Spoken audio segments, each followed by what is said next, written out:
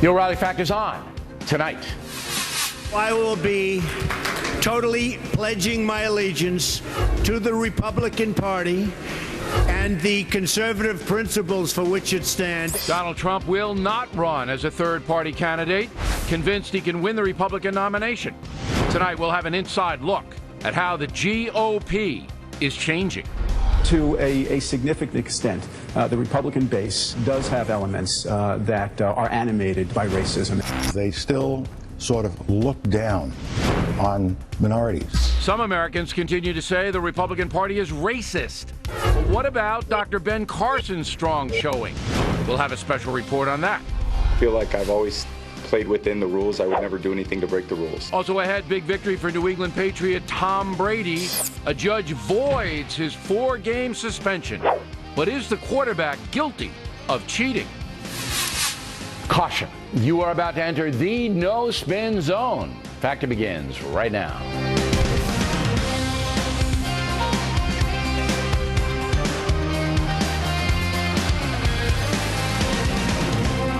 Hi, I'm Bill O'Reilly. Thanks for watching us tonight. The changing Republican Party, that is the subject of this evening's Talking Points memo. Donald Trump held a press conference today here in New York City, telling the world he will not run as a third-party candidate. Mr. Trump believing he will win the GOP nomination outright, and that he is the man to turn the country around. Our country can be doing much better. We have deficits that are enormous. We have all bad trade agreements. We have an army that the head said is not prepared. We have a military that needs help, and especially in these times. Nothing works. Our country doesn't work. Everybody wins except us. According to Real Clear Politics average of national polling, here's where the Republican field stands today. Trump leading with 27%, followed by Dr. Ben Carson, 13%, Jeb Bush, 9%, Ted Cruz, 7%, Marco Rubio, 6%. All the other candidates follow.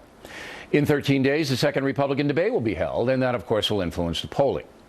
Now, some pundits say it's still early. And that's not true. The first vote in Iowa, just about 5 months away. Now, there's no question the Republican Party is changing. Few expected a populist like Donald Trump to be dominating the campaign, but millions of Americans are very angry about what President Obama has done and how the Republicans have failed to counter it. Mr. Trump's signature issue is illegal immigration, as you know. He was smart to seize upon that. As every fair-minded American understands, our southern border is a mess, and immigration in general, chaotic. For decades, both parties have been unwilling to solve the problem. Trump says he'll solve it in dramatic ways. So standard politicians like Jeb Bush, for example, find themselves up against a man who has literally nothing to lose, who says pretty much anything he wants, taking no prisoners, rhetorically speaking.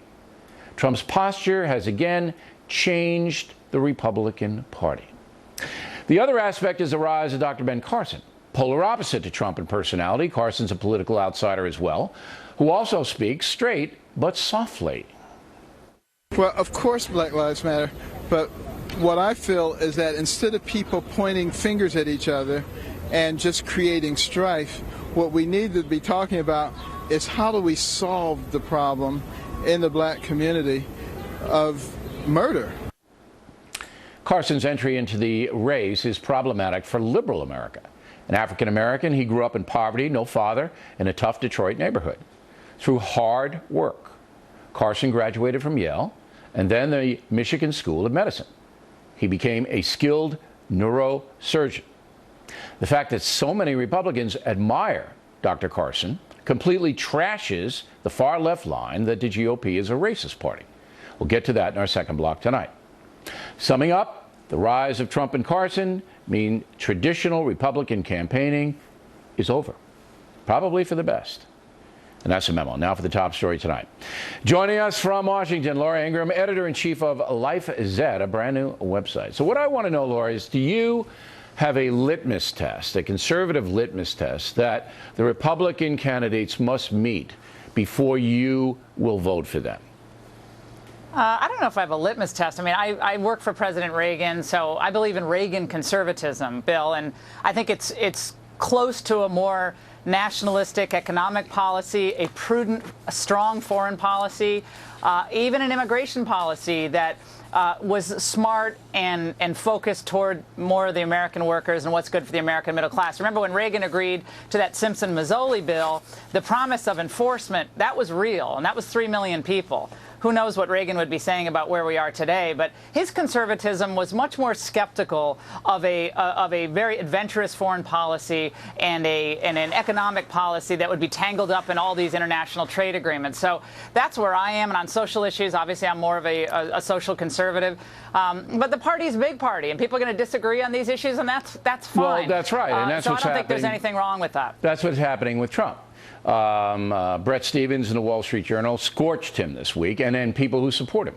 I mean, it was a very, very aggressive column that said, look, the guy can't get the stuff done. He called him a Vulgarian. Whatever. He called him a Vulgarian. I didn't like all of that from Mr. Stevens. I think that's disrespectful. It's ridiculous. Not disrespectful, I didn't Bill. like it. He called Trump's supporters quieter vulgarians. Now, think about that. You have a guy who has now 30% in the polls, right? That's millions of people.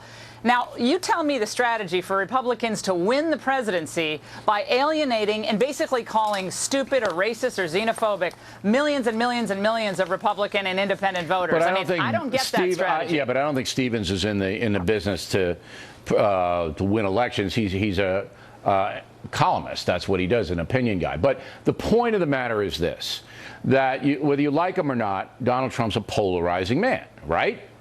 Reagan was polarizing. Reagan was polarizing. Go back and look what people were saying about Reagan. No. I'm not saying he's Reagan. Reagan was polarizing, Bill.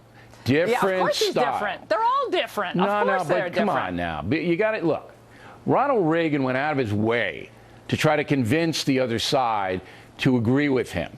Donald Trump doesn't care what the other side thinks at all. He's just basically putting out there what he believes is right for the country. And as you pointed out, millions of people are saying, you know what? That's the way I believe. Well, Bill, the millions of people are reacting directly to what they've seen as a failed establishment Republican Party. Yes. In 1974 and 73, Reagan, they're not the same people. Reagan was governor of California. He had a huge experience in politics. Yeah, we all he's know establishment that. I'm not guy. saying they're the same people, but he challenged the establishment in a far different way. But they hated him. The Republicans hated Reagan for what he was doing. They demanded that he drop out. A lot of them did. Okay, but now we have a whole different ball game in the sense that it isn't based on ideology. It's based on style. And that's why. So. Oh yeah. I disagree with you, Bill. It's some style. That's why Jeb Bush and some of the other candidates, who they have good things to say too on some issues, but they can't get their message out because their style is so low key, and Trump seizes upon that. But Carson, you just made the point that Carson was low key, but Carson is hitting key issues for people, from social conservative issues, economic issues, some trade issues. So I think, look, Trump, it's not a problem, right? If you're a politician and you're able to get thousands of people to come to an event, that is a good thing. We shouldn't downplay that. But if Trump were doing the same thing, Bill, and he were advocating Jeb Bush-style policies, I don't think Trump would have thousands and thousands and thousands of people supporting him or be at 30% in the polls. I think it's a combination. He has definitely gone out, put himself out there on very emotional issues that people care about. Now, in Kentucky, Kim Davis, 49 years old, elected clerk, won't give marriage licenses to gays, so they put her in jail. Roll tape. Our country was founded on faith. No, this is not. Our country is not founded on a Christian. No, this is not a Christian nation.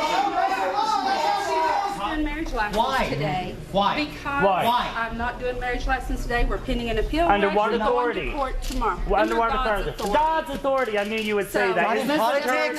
Is this a church? Oh, I didn't see the temple. So a judge ordered her to be taken into custody because it is federal law that gays can marry. She is a federal representative, has to obey the law.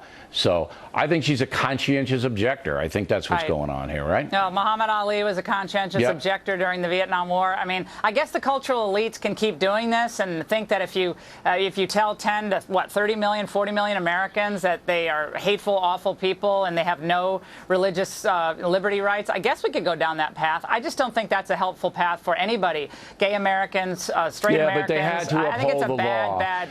if you want, if you're going to say you have to uphold immigration law and the sanctuary cities say blank you, well, they should pay a price. The Supreme Court doesn't write the law. The Supreme Court interpreted the Constitution, which is fine. But I think that all I'm saying, Bill, is there should be an accommodation for people of faith, and they can get married, obviously easily in other I don't think that if you are an elected official of this country, then you have to abide by the law. You have no religious liberty rights? You have none?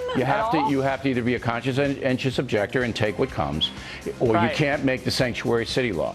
You have to obey the law. Look, I'm sympathetic to the woman, but she jailing someone for their religious beliefs. I wouldn't have jailed her.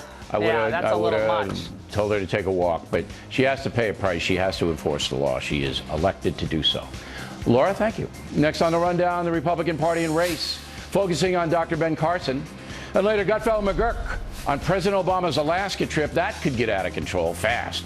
And we are coming right back.